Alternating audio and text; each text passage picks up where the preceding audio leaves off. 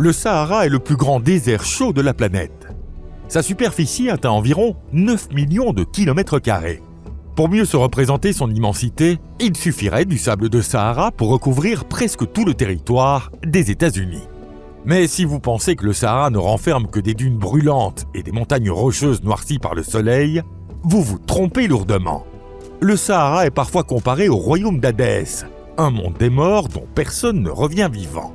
Et dans un certain sens, c'est bien la réalité. Dans les étendues infinies du Sahara, ce ne sont pas seulement des expéditions, mais parfois même des États entiers qui ont disparu à jamais. Bonjour à toutes et à tous.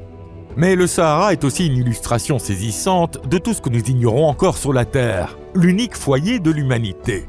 Nous avons tendance à ne pas voir ou à ne pas comprendre ce qui se trouve juste devant nos yeux. Pour en saisir plus clairement la véritable nature, il suffit parfois de prendre un peu de recul. Par exemple, en l'observant depuis l'orbite terrestre. Et lorsqu'il s'agit de ce qui se cache profondément sous nos pieds, il suffit de scanner le sous-sol. Nous disons ici qu'il suffit de le faire. Mais les vols spatiaux et l'exploration souterraine à l'aide de radars de pénétration de sol modernes, de sismographes et d'autres instruments sophistiqués n'ont en réalité commencé qu'au milieu du XXe siècle. Grâce à ces technologies modernes, l'extraordinaire monde caché du Sahara, resté invisible pendant des siècles et dépassant tout ce que nous pouvions imaginer, a enfin été révélé. Bienvenue sur Perduchan. Aujourd'hui, nous allons découvrir plusieurs merveilles du monde enfouies sous le sable du Sahara. Un monde qui, à première vue, ne devrait même pas pouvoir exister. Commençons sans plus attendre.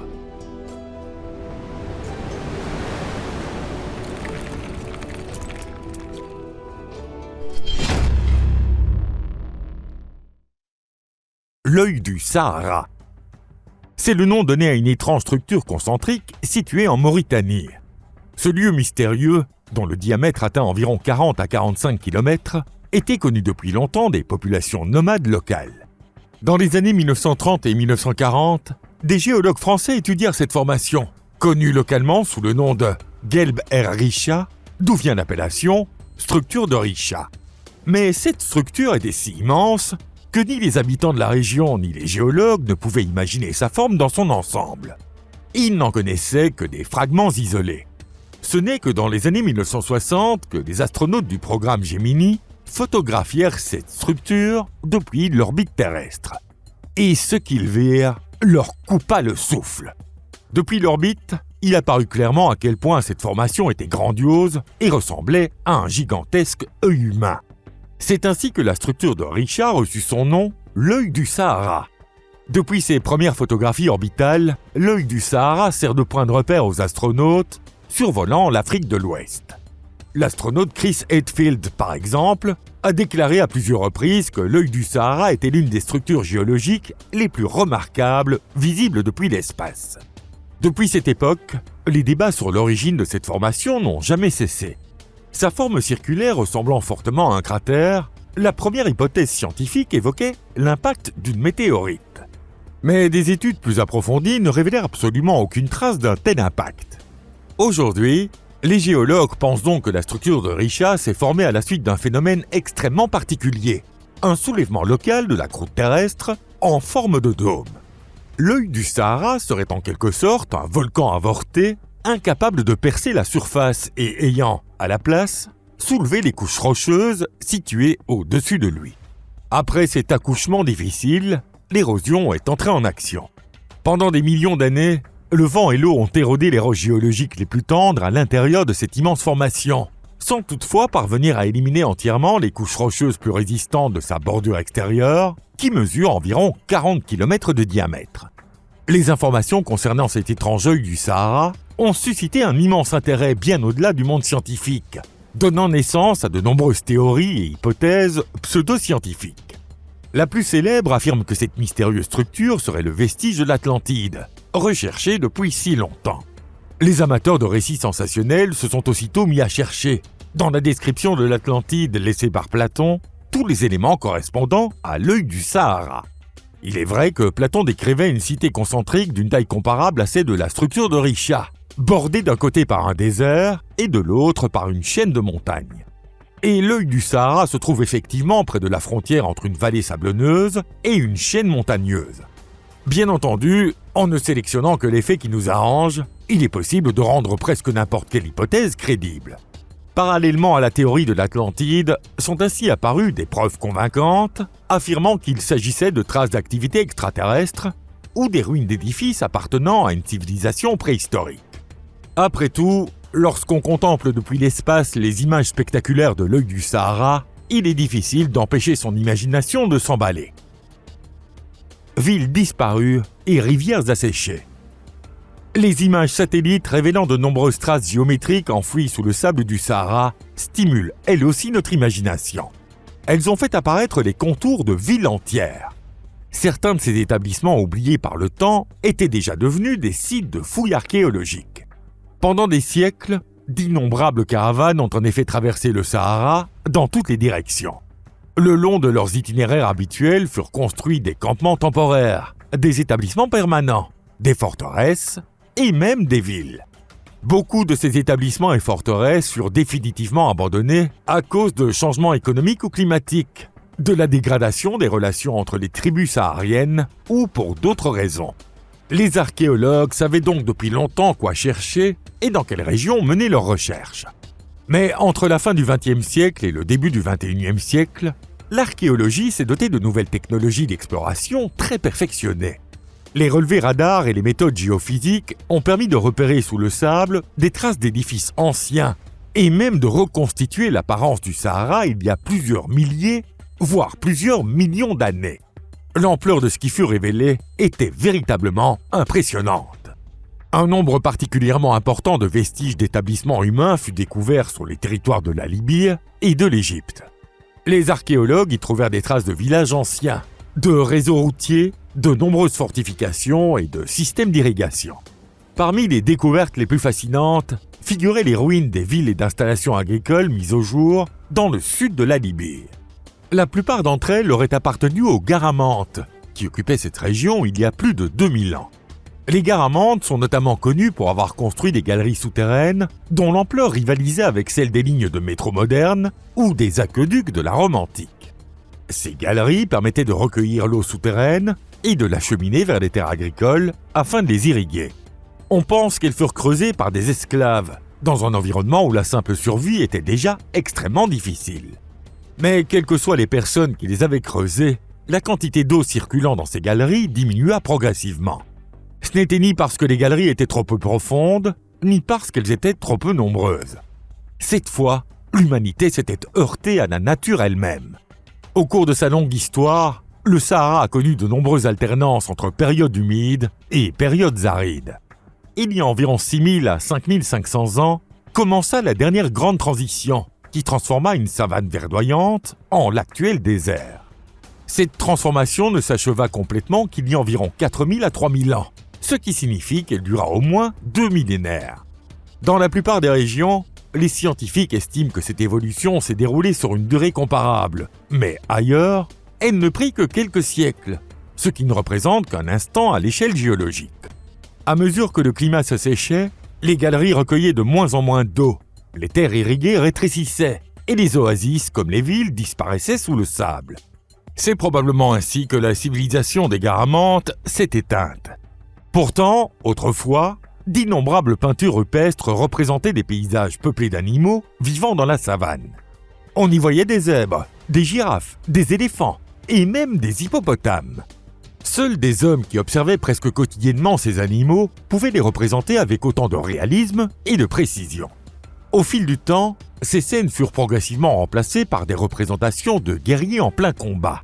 Elles témoignent sans doute de la fin d'une époque prospère et du début d'une période où les hommes se disputaient les dernières réserves d'eau. Les scientifiques pensent que c'est précisément à cette période, il y a environ 5000 ans, que des populations du Sahara, cherchant à fuir la sécheresse, commencèrent une vaste migration vers l'est, en direction de la vallée du Nil. Selon les chercheurs, les peuples ayant fui la savane en voie d'assèchement contribuèrent à l'essor de la grande civilisation de l'Égypte antique. Ces changements climatiques furent provoqués par une modification de l'orientation de l'axe de rotation de la Terre. À la manière d'une toupie qui oscille en tournant, l'axe terrestre décrit lentement un cône dans l'espace. Un cycle complet dure environ 26 000 ans. Il y a environ 10 000 à 11 000 ans, l'orientation de l'axe terrestre changea, exposant davantage l'hémisphère nord à la chaleur du soleil. Les continents se réchauffèrent alors plus fortement en été. Une zone de basse pression se forma au-dessus du Sahara et la mousson ouest-africaine remonta plus loin vers le nord, apportant d'importantes précipitations. C'est ainsi qu'apparut ce que l'on appelle le Sahara vert. Cette situation se poursuivit jusqu'à ce que la précession réduise de nouveau l'ensoleillement reçu par l'hémisphère nord. Cela se produisit il y a environ 8000 à 6000 ans. Le processus inverse que nous venons de décrire se mit alors en marche. Les précipitations diminuèrent dans le Sahara, la végétation recula vers le sud et les moussons apportant la pluie s'affaiblirent. Durant la phase finale, il y a environ 5000 à 3000 ans, les derniers lacs et les dernières rivières finirent eux aussi par s'assécher. Grâce aux recherches modernes, nous savons pourtant à quoi ressemblait le Sahara il y a plusieurs milliers d'années, avant son assèchement. Il était parcouru par un immense réseau de rivières et de lacs aujourd'hui disparus. Même après l'assèchement du Sahara, la vallée du Nil ne se transforma pas en désert et demeura une sorte de corridor de vie. Cela fut possible parce que les eaux provenant de l'Afrique équatoriale et des hauts plateaux éthiopiens, où de violentes pluies de mousson continuaient de tomber, alimentaient toujours le Nil. La désertification du Sahara a donc probablement favorisé la concentration des populations dans la vallée du Nil, contribuant ainsi à créer les conditions nécessaires à la naissance de la civilisation égyptienne antique. Mais l'histoire du Sahara n'est peut-être pas terminée. La précession terrestre étant un phénomène cyclique, les périodes humides et arides se sont succédées à de nombreuses reprises en Afrique du Nord au cours des dernières centaines de milliers d'années. Certains scientifiques pensent donc que, dans un avenir lointain, cette région pourrait redevenir propice au développement de la végétation. À l'époque où les baleines nageaient dans le Sahara, on peut affirmer qu'en une période extrêmement courte, qui ne représente qu'un instant à l'échelle géologique, le Sahara vert s'est entièrement transformé en un désert jaune et privé de vie. Alors, imaginez l'ampleur des transformations pouvant se produire sur plusieurs millions d'années. L'une des découvertes les plus extraordinaires faites dans le sable du Sahara nous transporte justement dans son passé le plus lointain. À cette époque, le Sahara n'existait d'ailleurs même pas encore en tant que désert. Ce sont des fossiles de baleines préhistoriques qui ont été découverts dans le sable du Sahara. Le nom de Wadi al-Hitan, la région de l'ouest de l'Égypte où ces fossiles ont été trouvés, signifie en arabe « la vallée des baleines ». Aujourd'hui, ce lieu n'est plus qu'un désert totalement aride, mais il y a 40 millions d'années, une mer chaude et peu profonde faisant partie de l'océan Téthys s'étendait ici. Les paléontologues y ont découvert plusieurs centaines de squelettes fossilisés de baleines anciennes. À vrai dire, les populations locales connaissaient ces fossiles depuis bien plus longtemps. Certains squelettes, à peine recouverts d'une fine couche de sable, reposaient tout simplement sur le sol. Mais les habitants superstitieux pensaient qu'une force obscure était à l'œuvre et évitaient de s'approcher de cet étrange endroit. Si cette force obscure représentait les fantômes du passé, alors ils n'avaient peut-être pas totalement tort. Les paléontologues auraient pu leur expliquer qu'il s'agissait du dernier lieu des repos des basillosaures, qui vivaient dans le monde de l'Écocène il y a 40 millions d'années. Contrairement à leurs lointains descendants, ces ancêtres des baleines modernes ne se nourrissaient pas de plancton. C'étaient de redoutables prédateurs dont la gueule était garnie de dents solides et acérées. Ils pouvaient atteindre environ 21 mètres de longueur. Le corps des basillosaures était plus allongé et plus fin que celui des baleines modernes. Leur caractéristique la plus fascinante était la présence de pattes arrière atrophiées. Contrairement à de nombreuses autres formes de vie, les ancêtres des baleines semblent avoir suivi un chemin évolutif inverse, quittant la terre ferme pour retourner vivre dans un monde marin. Les fossiles de basillosaures ont ainsi permis de mieux comprendre l'une des histoires évolutives les plus extraordinaires de notre planète. Le passage des ancêtres des baleines d'une existence terrestre à une vie entièrement aquatique. Les scientifiques ne s'accordent toutefois toujours pas sur la raison pour laquelle autant de fossiles de basillosaures se sont accumulés dans cette région précise du Sahara. Selon certaines théories, les baleines anciennes venaient mourir dans cette mer chaude et peu profonde, tandis que d'autres suggèrent qu'elles s'y rendaient au contraire pour se reproduire. Mais les traces des mers anciennes, de rivières et d'animaux disparus ne sont pas les seules merveilles qui dorment sous le sable du Sahara. l'un des trésors les plus extraordinaires et les plus précieux est beaucoup plus proche de notre époque. Il s'agit d'une gigantesque réserve souterraine d'eau douce, dont la superficie est comparable à celle d'un pays entier. Le système aquifère des grès de Nubie. Certains endroits où l'eau de cet aquifère jaillit à la surface sont exploités depuis l'Antiquité. Les célèbres oasis de Kharga, Dakhla et Koufra n'existent que grâce à l'eau du système aquifère des grès de Nubie. Mais la véritable ampleur de cet immense système d'eau souterraine ne fut découverte qu'entre les années 1960 et 1980, grâce au développement de la géophysique et des techniques de photographie aérienne. Les chercheurs comprirent alors que, sous le plus grand désert chaud du monde, se trouvait la plus grande réserve souterraine d'eau douce d'Afrique et l'une des plus vastes de la planète. Le système aquifère des grès de Nubie s'étend sous l'Égypte, la Libye, le Soudan et le Tchad, couvrant une superficie d'environ 2 à 2,2 millions de kilomètres carrés. Cela correspond à peu près à l'ensemble de l'Europe occidentale, sans la Scandinavie. La profondeur de l'aquifère n'est que de quelques dizaines de mètres autour des oasis, mais elle atteint entre 500 et 1500 mètres au centre des bassins et dépasse même 2000 mètres dans certaines zones. L'épaisseur des couches contenant de l'eau varie de plusieurs centaines de mètres à plus de 1000 mètres. Il vaut donc mieux ne pas prendre au pied de la lettre les descriptions romantiques présentant cet aquifère comme une mer ondulant sous le Sahara. En réalité, il s'agit de couches de grès saturées d'une immense quantité d'eau. Il n'y a donc sous terre ni étendue d'eau libre, ni vague. La quantité d'eau accumulée dans ce grès au fil de plusieurs millénaires est estimée à environ 150 000 km3, un volume presque inimaginable.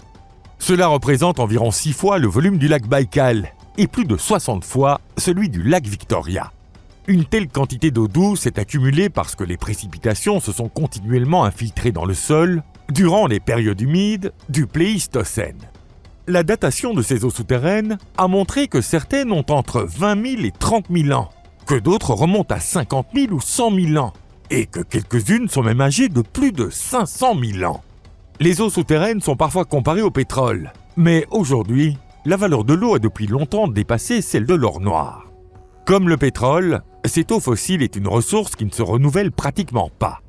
Même une eau accumulée sous terre pendant plusieurs millénaires pourrait être entièrement épuisée en à peine une centaine d'années, selon la manière dont elle est exploitée. Dans les années 1980, le colonel Mouammar Kadhafi, alors dirigeant de la Libye, tenta justement de l'exploiter à une échelle immense.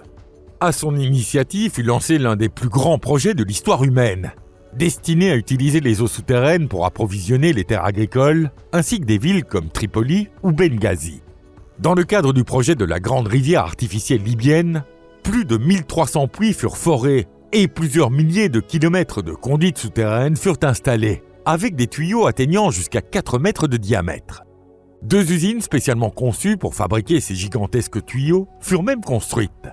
D'après les estimations des spécialistes, la construction de la grande rivière artificielle aurait coûté environ 25 milliards de dollars. Après la mort de Kadhafi, le projet ralentit brutalement, mais une grande partie du système fonctionne encore aujourd'hui.